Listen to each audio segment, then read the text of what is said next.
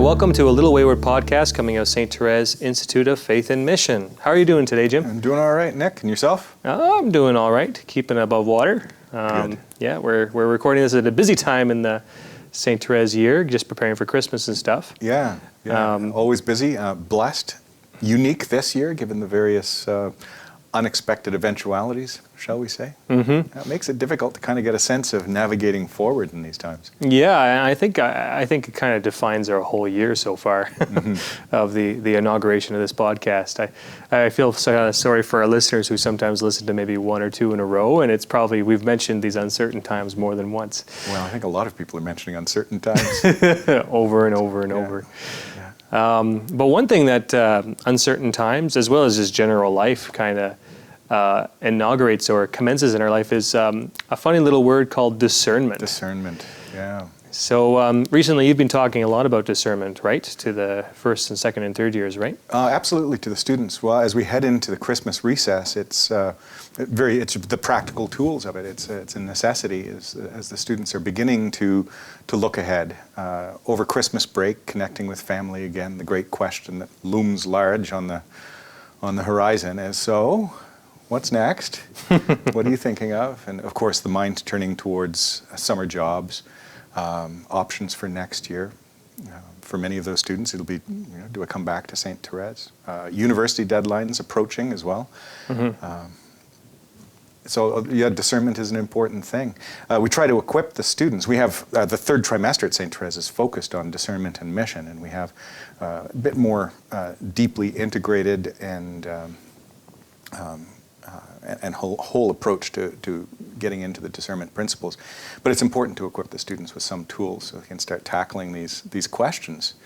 And discernment's a hard one. We talk a lot about discernment, but how to discern and how to approach those things, that's hard. Mm-hmm. Yeah, discernment on the ground is always a tricky one, but it's one that's actually pretty necessary for life. We're always discerning something. Mm-hmm. So sadly, a lot of discernment can tend to more closely resemble indecision. Yeah, no, I knew a seminarian one time who said, I hate the word discernment. I'm like, oh, why is that? He's like, because so many people sweep so many things under the rug for discernment. Yeah, developing a devotion to Our Lady of Perpetual Discernment. Yeah, exactly. It's not a healthy devotion to have. No, not at all. So in light of that, what we do at this time of year is we give 3 core teachings to the students on discernment. And we thought that would actually make 3 good podcasts. Yeah. So I figure that this podcast will be the first of 3 episodes. Mm-hmm. And today we'll be reflecting on a primer for discernment, like kind of the preamble to it. And we'll be reflecting on many points actually raised by Dr. Robert Stackpole in an article he wrote, which was called Finding the Right Path. Dr. Stackpole was the past assistant director here at St. Therese Institute, so you know him quite well. He was before my time.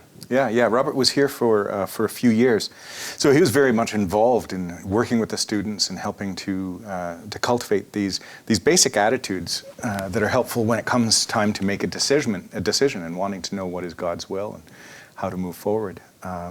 So it's beautiful. So he wrote this in the form of an article, which is posted on the Divine Mercy website, because Robert works with that apostolate as the director of the John Paul II Institute of Divine Mercy. Mm-hmm. So you can certainly find the article that this first of the 3 teachings is based on. And it's an article called Finding the Right Path. So if you Google Finding the Right Path by Robert Stackpole, that'll come up. But we'll be giving the basics here. And this first part, like the whole 3 parts, is a primer for discernment. The first part is more just general principles. Yes. Parts 2 and 3 focus a bit more on what we would call Ignatian principles, and by no means is it even the nutshell of a comprehensive discernment of spirits. It's just using and applying some principles that come from Ignatian discernment in a practical way. It helps students, again, over Christmas break, start to be able to manage the thinking ahead. Mm-hmm. Yeah, no, I think that's good. Like, by no means is this going to be exhaustive, but it is introductory. And so, if, in the words of G.K. Chesterton, if something's worth doing, it's worth doing badly. Worth doing ill.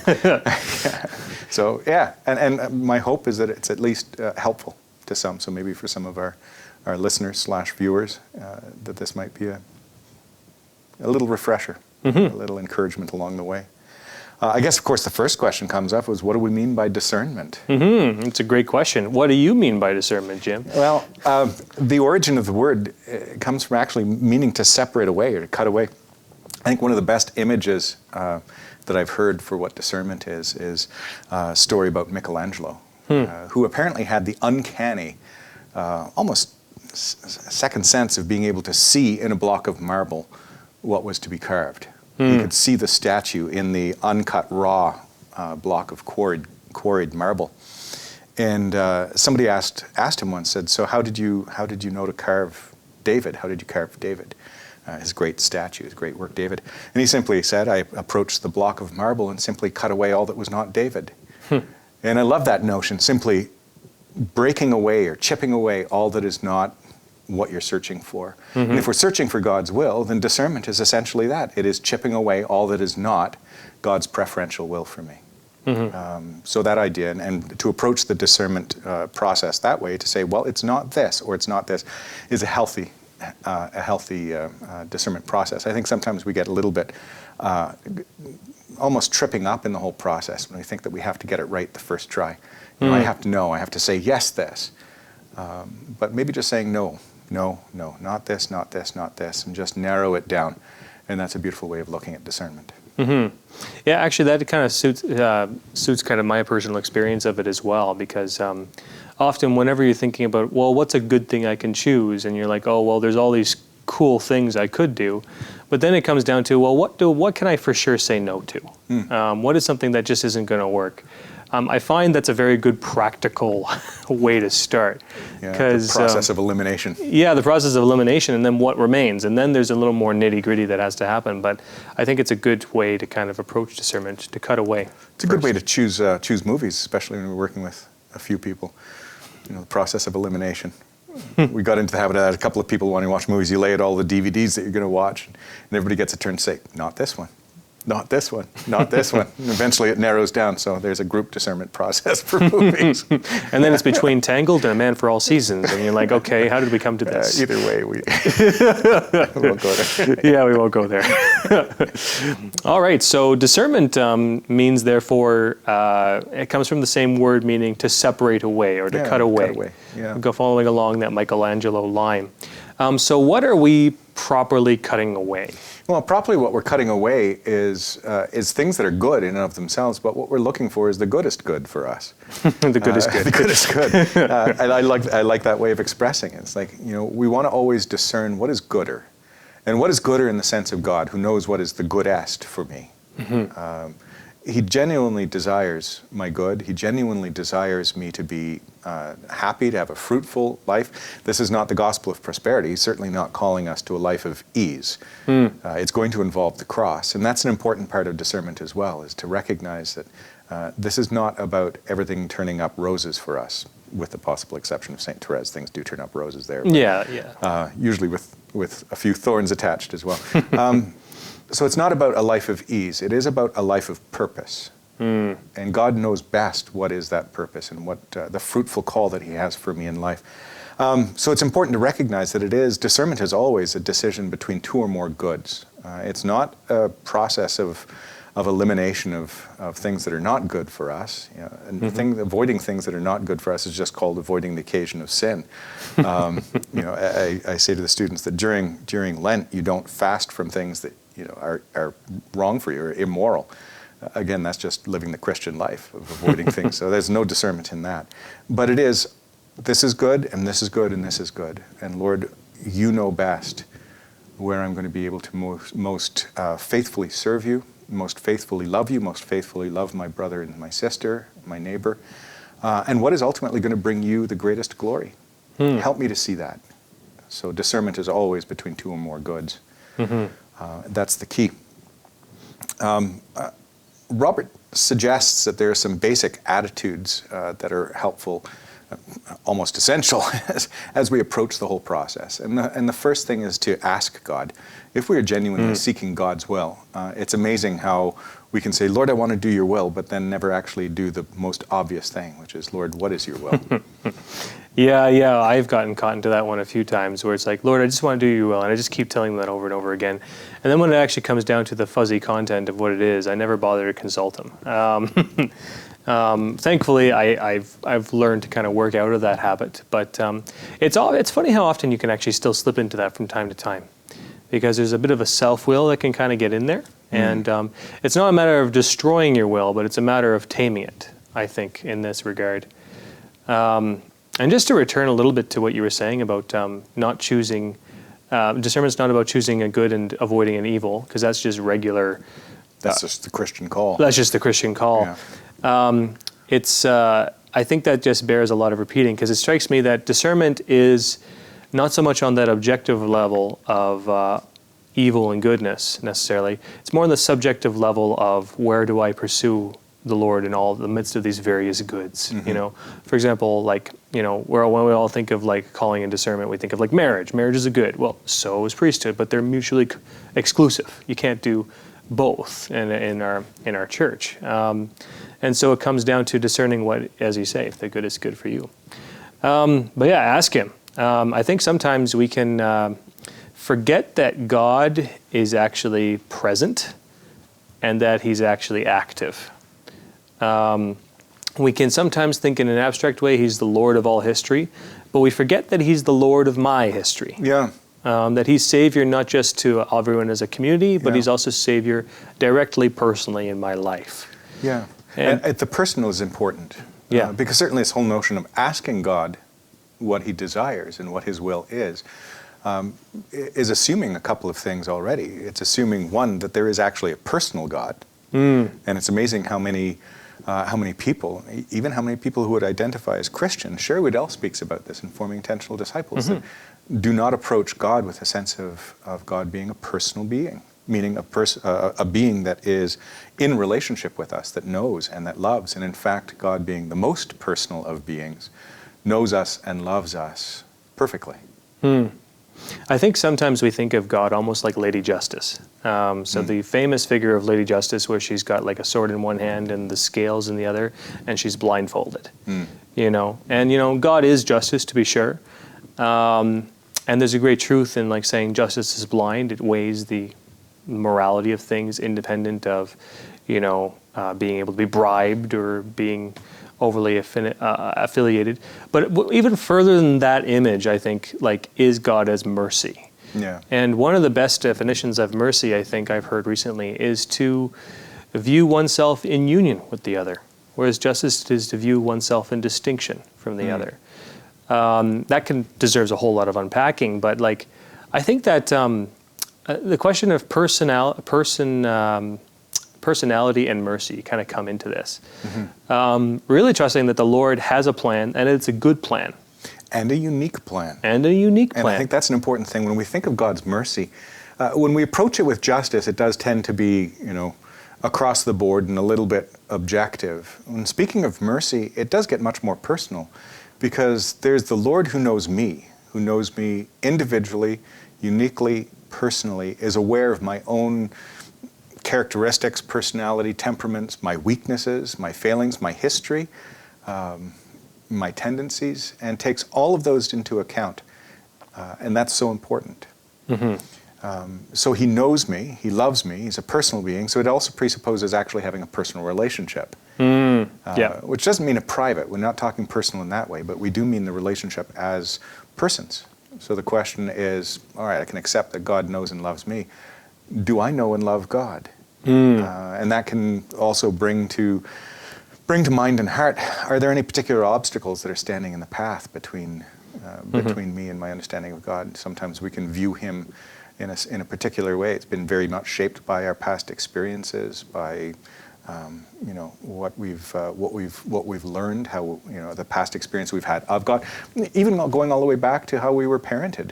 Can deeply affect that. So am I really open to recognizing that God does know me, does love me, has a particular call for me, knows what is going to bring me joy and life, and genuinely desires to lead me in those paths and bring me to those things and lead me in those ways. With that understanding, then discernment is actually far more exciting than it is frightening. Because I think that's one of the big things. As I say to the students, the two things that we fear about God when we first approach him is, what's he going to do to me? And what's he going to ask me to do? That makes discernment very difficult if we're approaching God with that kind of, stay away, stay away. But if I recognize I have nothing to fear about what he's going to do to me, because it's only going to be for my good, so bring it on. And I'm not afraid of what he's going to ask me to do, because it's only going to be for my good and to bring life and joy, even if it does involve the cross. I'm open. It's going to be simple. It's going to be good. It's going to be beautiful. It's going to be resonating with who you are. But it doesn't mean it's going to be easy all the time. Right. But I think that also just highlights the adventure aspect of it. Because I think all of us in the romantic side, we do like an adventure. But if the adventure doesn't have some form of a hardship, it often loses its allure. And so I think that there's a bit of a way to see it that actually helps a lot more.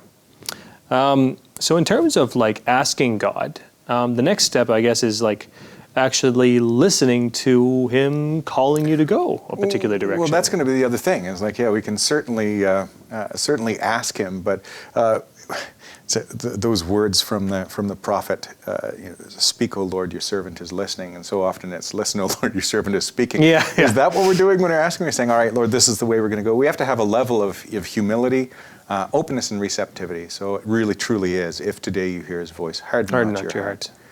To be open to that. We hear the old expression of, Jesus take the wheel. But I remember somebody once asking, but have we surrendered the map to him as well, or the GPS? Or are we so busy sitting in the passenger seat telling God exactly what we're going to do and exactly where we're going to go? Do we trust God enough to let it be a Tesla car,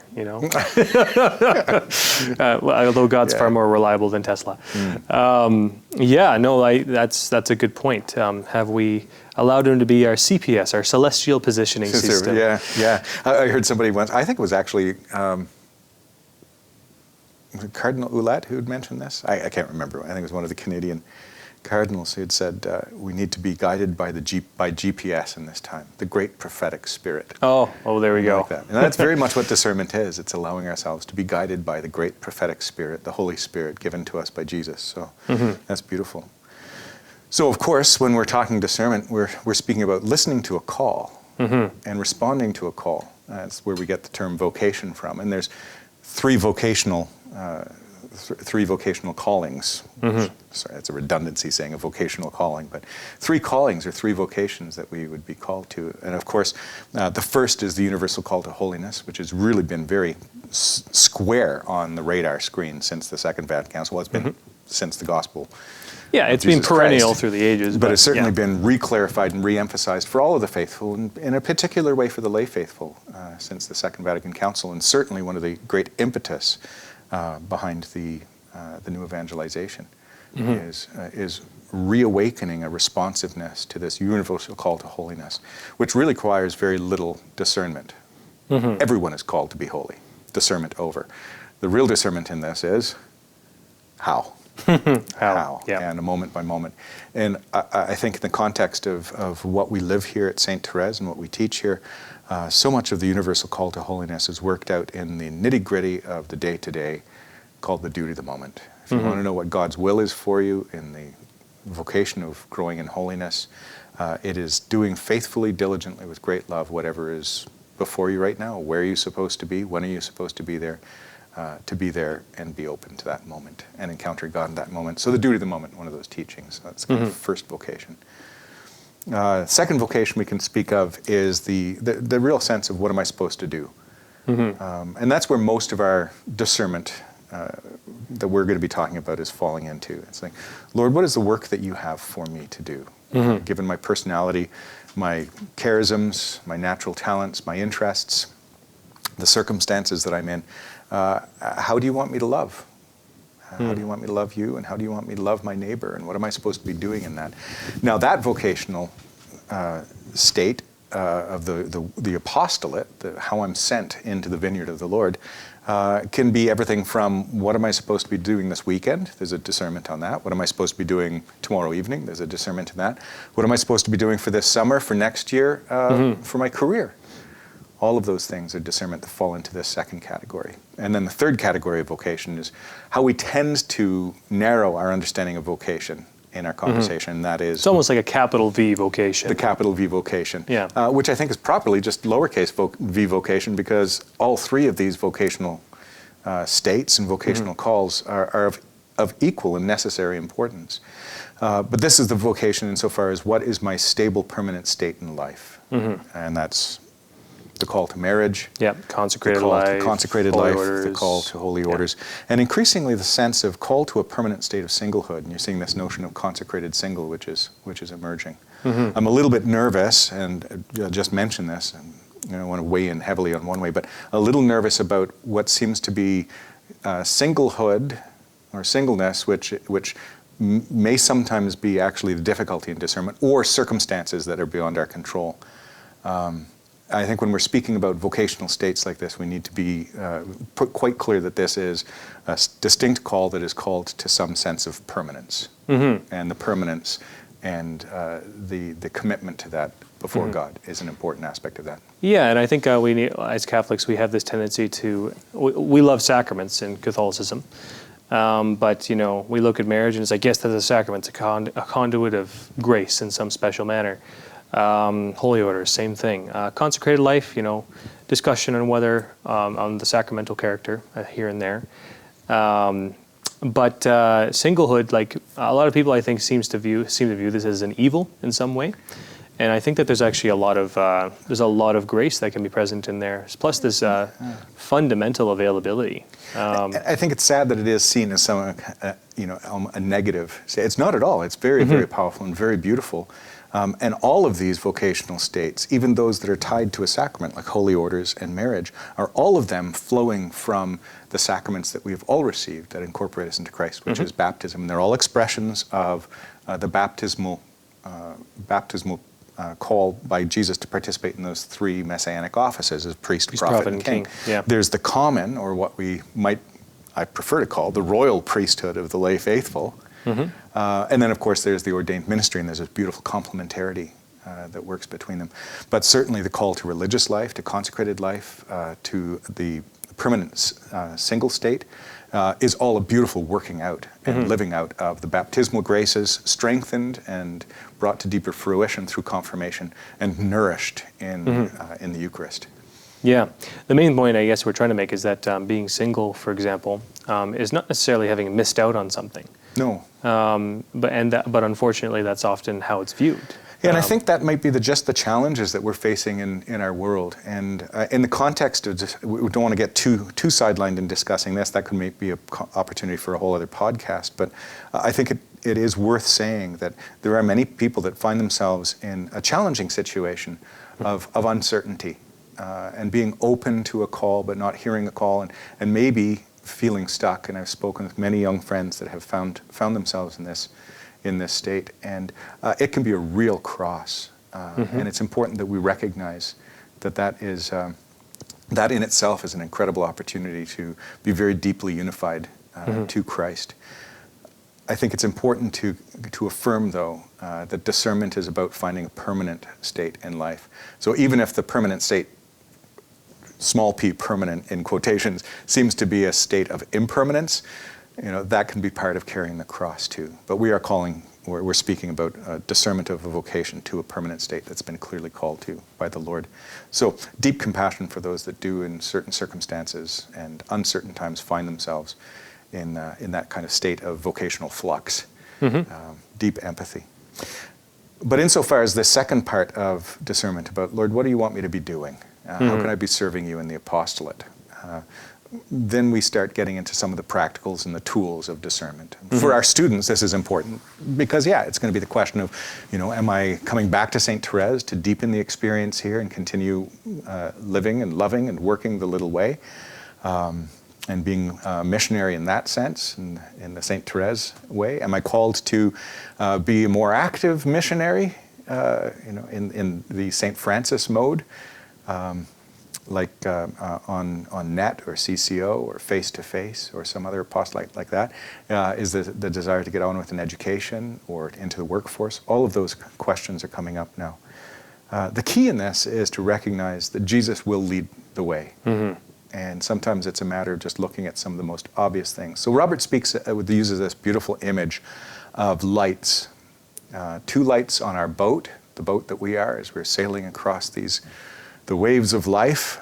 So 2 lights on our boat and 2 lights on God's dock. Mm-hmm. And being aware of what these lights are and being able to line them up and know that they are meant to be. So it's a matter of me navigating my way, guided by the lights on God's dock. Mm-hmm. And Robert speaks about 2 lights on my boat being my own desires, which is a huge thing, and Pope Francis, being a Jesuit, constantly bringing us back to talk about discernment, particularly in Christus Vivit, speaking to young people about the importance of discernment, focuses on desires and a rekindling of hope and a rediscovery of desires in a time which was so plagued by cynicism and skepticism mm-hmm. and despair. It's such a beautiful thing to see. It's good to hope. It's good to dream. It's good to have desires. And in fact, these desires can be a clear indication of what God's will is. I know in speaking with young people, particularly in the larger vocational questions of state and life, there can be a real fear. It's like, I don't want to discern the priesthood, a young man might say. I just don't desire it. To which you say, it's okay, it's all right. I can guarantee that if that's where God's calling you to, He will kindle the desire. As I often say to them, how many of you actually desired to come to St. Therese the first time you heard about it? And many of them know, but something happens, something shifts, and certainly we've experienced that. Mm-hmm. I'm sure you've had that experience of desire coming after discernment. Oh, totally. Or in the process of it. Oh, yeah. No, I mean, for the longest time, whenever I was doing my undergraduate degree in religious studies and philosophy, I didn't, like, I guess you could say I had the desire for marriage or something, but I thought I was going to be a priest, you know? I thought I was going to go, I had a real desire to go join the seminary, for example, and frankly, you know, even though I desired marriage, it was not always for all the right reasons and stuff. And really what actually happened is when I met my wife, suddenly the desire for marriage took a very different level. It was no longer felt something that felt like a distraction. It felt very real, very concrete. And so there was a bit of, it's not quite the same thing as having none and then having some, but it was more like having some and then having all, you know. Of course, this rather begs the question of what we mean by desire, but maybe we'll just leave that conversation. Yeah. Could have a whole class on that. A whole series of podcasts on that one, yeah. But yeah, I think that desires are like these deeper, not just these surface wants, mm-hmm. you know. It's more like this deeper sense of identity, mission, life. You know, there's like surviving life and then there's thriving in life, mm-hmm. you know, and I think it's at that level of thriving. That's an interesting distinction you make because, as I understand, psychologically speaking, wants are the expression of underlying desires that are part of our conscious mind. But desires, psychologically speaking, are those underlying things that are part of our unconscious or subconscious mind that often we're not even aware of. So part of discernment is perhaps cultivating a sense of what do I truly desire? Mm-hmm. And are my wants actually in line with the underlying desire? So one of the lights on the boat is this notion of desire, and honestly, just do. I think as much as we may be saying, you know, Lord, what do you want me to do? The Lord may be standing there saying, well, what do you want to do? You know, He's genuinely interested in our desires. And you know, it's interesting because I think a lot of people in hearing that, especially Catholics, kind of tuning into this podcast. They might listen to that and get a little nervous because we have such a thing against emotivism, for example. You know, Pope John Paul II spoke against it. Every serious moral theologian has kind of spoken against it too. So then when you talk about desire, you think feeling, and then you think, well, how is this not following my emotions? Well, it's interesting because, you know, the important thing to note is that Catholicism has never been against emotion. And it's never been against desire. And I would draw some distinctions there, of course. I think emotions spring from desire and our wants and stuff, and there's that dialogue and then that cutting away, that discernment there too. But desire is almost like hunger in the way it's viewed. And so it's actually, you know, when you're hungry for food, it's indicating that in food your stomach will be satiated. You know, so in that sense, all of us, none of us bat an eye when we think we're hungry for food, unless we objectively know we're not hungry, we're just craving something. But there's even a distinct movement there. But like we look at the presence of hunger and see that there is food and that is good for us. Yeah. You know, so in the same sort of discernment process, we can look and see that if there's a fundamental desire that is in our subconscious that we have to discern and bring more and more to light, and the only way I think that you actually really bring it to light is by acting and going out and then contemplating and you know. Putting yourself into the mission, putting yourself in the way of discernment. Yeah, Let's put it that way. I might flip it around and say that the first thing for kindling and bringing to light those deeper desires, which I agree with you, is that notion of yearning, longing. Some might describe it as nostalgia. John Paul II in Fides et Ratio speaks about a nostalgia for the truth. And I think that our desire for how we're going to actually love and live in this life is very closely tied to that deep longing for the homeland of our heart, which is heaven and God. Just to be authentic about that. But I would suggest the contemplation and then the action. And it comes back to asking God. It's like, Lord, what do you want me to do? And in the presence of Christ, we're saying the same thing. No, I think so. Heads or tails, you call it. They're two sides to the same coin. Heads. I'll just call that. You know, it's very true. So in the words of one great Dominican that I got to know in reading, his name was A.G. Serdelange. Serdelange, I think he's French, whatever. But he said, if something pleases you, provided it really pleases you, this can be a concrete indication of vocation. There we go. That's it. So the light of desire. If this pleases you, provided it really pleases you, and it's in line with what is true and good and beautiful, cultivate that. Pay attention to that. But don't be afraid to discern something if your immediate sense is, I don't desire that. Maybe it's, I don't want that, given my circumstances. But with that, staying in the light of Christ, that might actually come up. So that's one light on your boat. The other light on your boat is your own natural talents. What are you good at? What do you enjoy? So often, talking to a young person about discernment, it's like, well, what classes in high school really caught your attention? What courses in university really captured you? And what did you really enjoy? What do you spend your free time on? What hobbies do you naturally gravitate to? And sometimes that can be a startling clarity. And not just the natural talents, but the supernatural talents as well. What are the charisms? And there's so much talk in the church now about charisms and discernment of charisms. And I think that's so important for really, God gives us these gifts because this can be a sense of this is what you're supposed to do. If you were to discover in your toolkit, you open it up and you discover a hammer and a saw and a plane, well, that might be a clear indication that you're not supposed to be an electrician. It might be a clear indication that carpentry is what God is calling you to. So too, if you open up your bag of tricks and in there you find certain charisms that you're able to identify, that can be a clear indication to the apostolate that God is calling you, a vocational path. Everybody might think that they're supposed to be a youth minister and going and doing youth ministry, but if you don't have the charisms of evangelism or of teaching or similar charisms like that, you might actually have what could be described as an anti-charism for youth ministry and end up getting in the way of people actually coming to the faith because maybe the charisms that you have might be leading you into the medical field or into the trades. Yeah, very possibly. And that's so important. I know that can sound a little bit strange. It's like everybody should be doing some kind of youth ministry. It's, well, no, I think everybody should be doing the apostolate that God has for them. And the vineyard is very, very wide. Everyone should be an evangelist, but we need evangelists in all spheres of society, not just one sphere. And not to be so narrow. This is another challenge that we can have, is somehow we think that we're not doing the work of the church if we're not doing church work. And it's like, well, the work of the church for the lay faithful is to be in the marketplace, to actually be in the secular order according to the secular character, and bringing God's light into that. So it may not be necessarily working actively in ministry in a parish, but it may be actually being a pharmacist or a banker, truck driver. Those things are beautiful, beautiful parts of the marketplace. But again, that's a whole other podcast discussion, the call of the lay faithful. Yeah, and I mean, a certain amount of this will also get kind of fine-tuned and refined in the next two sessions that we're going to do. Yeah. There was one brief question I put here, and maybe I think the next two sessions will get at it a little more, which is what happens when your desire, or what you identify as a desire, and your natural talents or supernatural gifts don't line up? you know? Yeah, well, what would you propose to that? Well, I think it comes down to sometimes we're given a desire to pull us in a certain direction, I think, and then after a while we uncover other elements. So we go from the conscious to the subconscious, because I think desire has to be constantly refined in that way.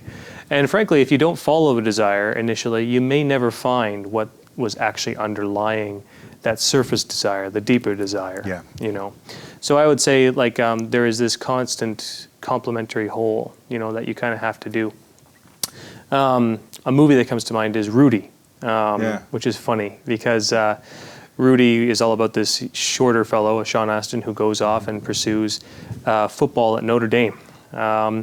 And he's just not equipped for football. He doesn't have the natural talent, but he does have effort, and he does have a certain genius for it.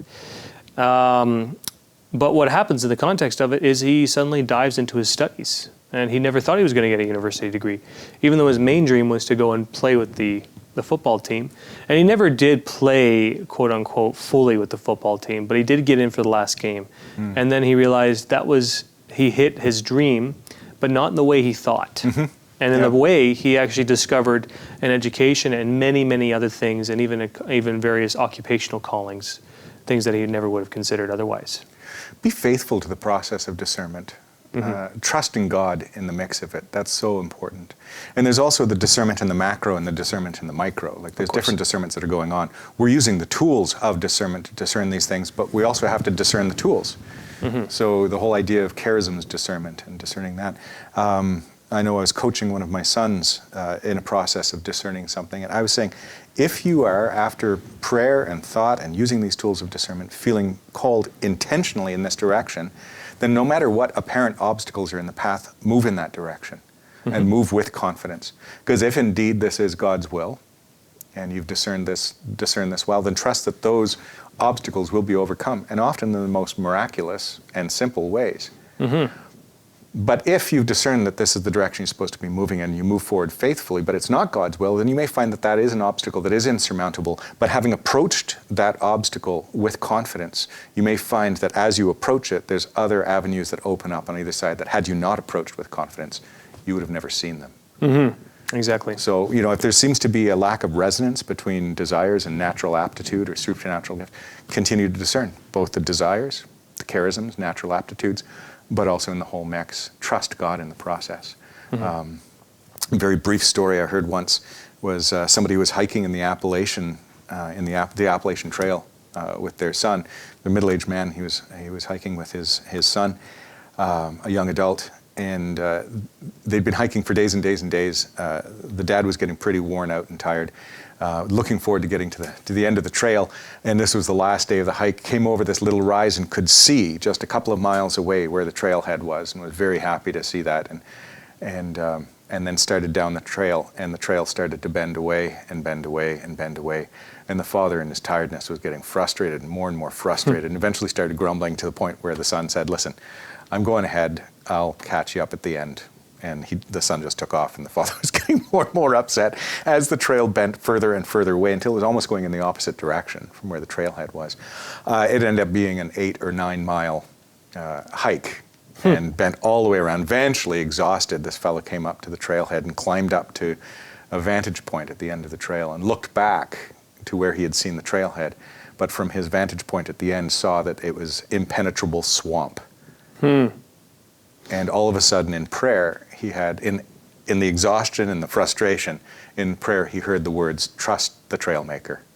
And I thought, what a beautiful notion in discernment is trust the trail maker. It may seem that in the context of discernment, God may be leading you in the wrong direction, but be faithful to that. He knows the paths. So finding the right path may appear to be the wrong path, but if we're being faithful to the process, it's good. So the two lights on the boat, coming back to that, our own desires, our natural aptitudes and charisms. And then the lights on God's dock, pretty simple. It's obviously your life circumstances. You know, I may desire to be, you know, a great founder of Western monasticism, but the fact is I'm not kicking around St. Benedict in 500 and something, so that's going to be impossible. I may want to be a great missionary to the New World. Well, what's the I don't new live in world, that right? time, you know. You know. I may want to, to be somewhere or somebody else, but that's just wishful thinking.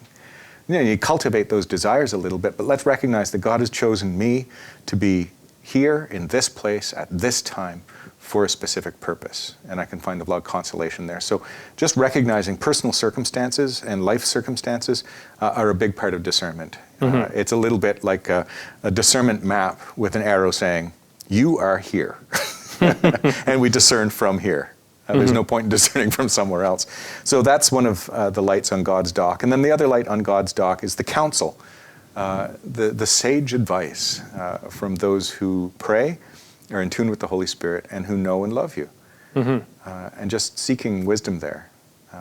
Now, I like to say also that somebody's opinion only is worth as much as it costs them. Because there's lots of folks standing on the sidelines that have lots of opinions about lots of stuff. But if I'm going to take something personally, I'm going to recognize that there's an investment that has been made. So a good friend, parents, siblings who know us and love us, a spiritual advisor, a priest, and just to be listening to that. That's so important. So life circumstances and the advice of those around you. There's another thing that people will often use in discernment, and I know myself, I've experienced these from time to time as well, but these are signs, like almost like these cosmic like lineups or something like that, where it seems that we're getting some kind of push in a direction and stuff like that.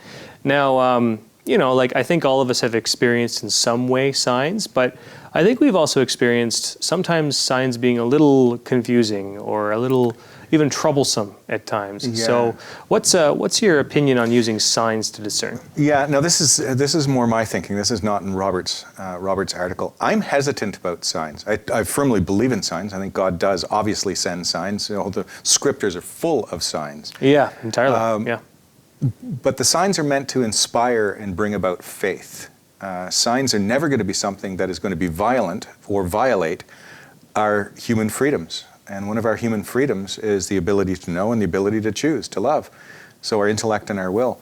I think sometimes in the fear of discernment, we can abdicate our responsibilities and just say, all right, Lord, I want you to show me, and so we're waiting for a sign. But the difficulty with that is then I've not actually made a decision. God's made a decision. And when the going gets tough, and in the Christian life, it will get tough. Because it's always going to involve the cross. Well, the road to resurrection is the cross. Is the cross. Yeah. And Jesus said, if you'd be my disciple, pick up your cross daily and follow me.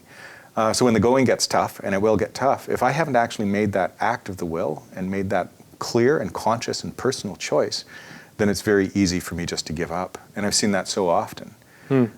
And that's not to say that there's a process of discernment that sometimes you're called away from a work that you had felt called to. Those things happen, but that's carefully discerned. The difficulty with a sign is, am I wanting to make a decision, or am I looking for somebody else to make a decision for me? There can be an element of irresponsibility. Yeah. I know that sounds like a judgment, but I think it's worth actually looking at. Because sometimes it's crazy. It's like, Lord, send me a sign, send me an orange if you want me to do this, and then you walk into a grocery store. It's and there's an orange. There's a whole basket of them, Yeah. All of a sudden it's a whole bunch of yeses. No, of course, as I'm talking about this, it's like, don't listen to me, St. Therese. I'm sorry about that with your shower of roses. But I would say the shower of roses are actually beautiful signs and good signs, provided that we're not approaching them looking for that to be the deciding factor. So I think we have to be very cautious with that. God wants us to engage our will, and the whole point of discernment is my will be thy will. And I want there to be that connection and the importance of going through the process and responsibly making a decision. Now, the role that signs play in our lives, and I think they're twofold. One is signs in the process of discernment can be the indication of God saying, I am with you. Good for you. You're on the right path. In the midst of this discernment, I'm with you. And that can be incredibly encouraging. Oh, definitely. And that's helpful. And that can actually strengthen the will instead of weakening the will or having us abandon the will.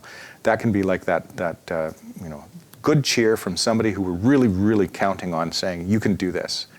A bit like doing a hard walk, a hard journey, and somebody saying, you're doing a great job. So those kind of signs are beautiful. The second place that I think signs are very important are as a confirmation when a decision has been made, or when we're settling into the sense of, all right, this is what I'm thinking that I should be doing, and I'm kind of settled in this. And then a sign can come as a confirmation. And it's kind of that well done, good and faithful servant. It's like, right on. But both should be have that sense of strengthening the will, not taking the will away or bringing us into a place of irresponsibility. They should be calling us to be more responsible with the process and with the decision. I think that's a key thing. And to recognize, God is in the midst. I think one of the biggest troubles we have, and why sometimes we can turn to signs saying, Lord, you tell me what you want me to do. You know, if it's going to be this, let it be one thing. If it's going to be this, let it be another. I think one of the biggest fears that we have is, what if I get it wrong? What if I get it wrong? And I think it's important to recognize two things in that. First off, our whole understanding of God's will. It's not. I think we can approach it like it's a very narrow razor's edge ridge that we're walking on, and if we stray, 1/2 foot to the left or to the right, we're going to fall down the precipice. And like, no. I prefer to see God's will because we're discerning between goods. It's a bit more like a park. Yeah, there are boundaries to it, but there's a park. There's one path that is going to be the path for the greatest joy in life. But God will be okay with any path, and so I can. And with God, I realize there's never a plan B. It's always just an ever-shifting plan A. So you will start from here. You will start from here. You'll start. And every time we come back to Him, as Catherine Doherty says, with God, every moment is a moment of beginning again and reinvesting.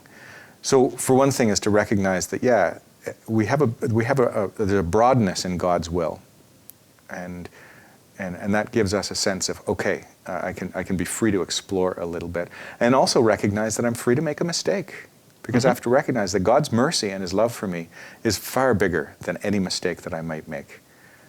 I would say, provided I'm making a mistake for the right reasons. Intention is everything. I've been intentioning to really discern, and discernment is a skill that needs to be learned, and it's learned by trial and error. So my final encouragement to the students is, do your best, give God the rest. Don't panic. God loves you. Yeah, no, I think that's good. Just talking a little bit about signs, it's like I think that the main thing at the heart of signs is sort of, I think, what Elijah experienced on the mountain in the Old Testament.